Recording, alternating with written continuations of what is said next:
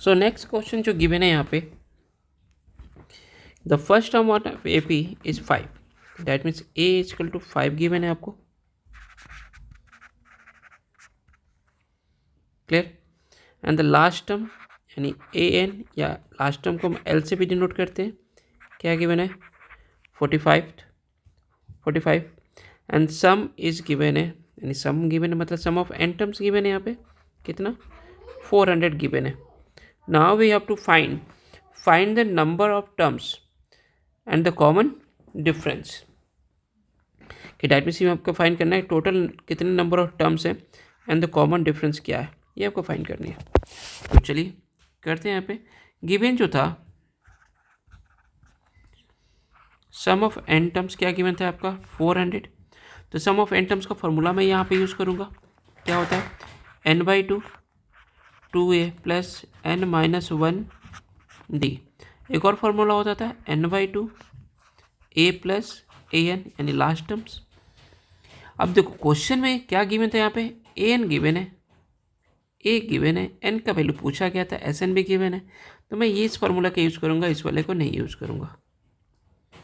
ठीक है, रीजन मैं आपको क्लियर कर दिया। तो यहाँ पे लिखता हूँ मैं n/2 a प्लस an, क्योंकि इस फार्मूले से हम बहुत आसानी से आंसर तक पहुँच सकते हैं, क्योंकि इसमें से a गिवन था, an गिवन है, n का वैल्यू फाइंड करना था। इसमें हम नहीं कर सकते क्योंकि d का वैल्यू हमें नहीं पता, n का वैल्यू नहीं पता, क्लियर है यहाँ पे।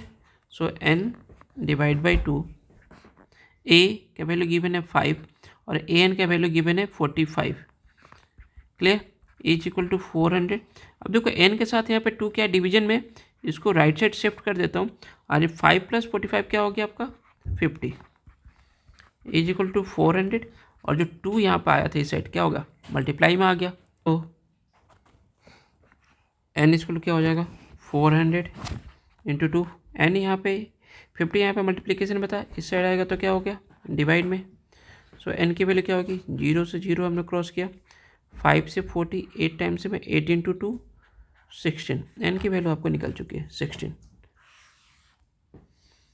नाउ नेक्स्ट हमें जो फाइंड करना है d, हम d कैसे निकालें। अब n की वैल्यू 16 है और आपको यहाँ पे गिवन था an is equal to 45, that means n के वैल्यू 16 पुट कर देंगे, तो इसका मतलब ये 16 टर्म था, और a 16 का यूज़ करते हैं formula an is equal to क्या होता है a प्लस n-1d, तो a प्लस n-1 16 - 1 क्या हो गया 15d is equal to 45, a की वैल्यू 5 है, that's 15d is equal to 45।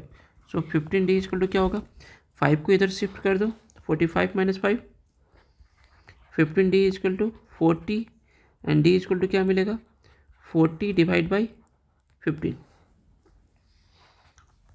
अभी क्रॉस हो सकता है, हाँ ये क्रॉस होगा, 5 से ये 3 टाइम्स में, 5 से ये 8 टाइम्स में, तो 8 इक्वल d इक्वल टू क्या मिला आपका 8 divide by 3, that's your answer.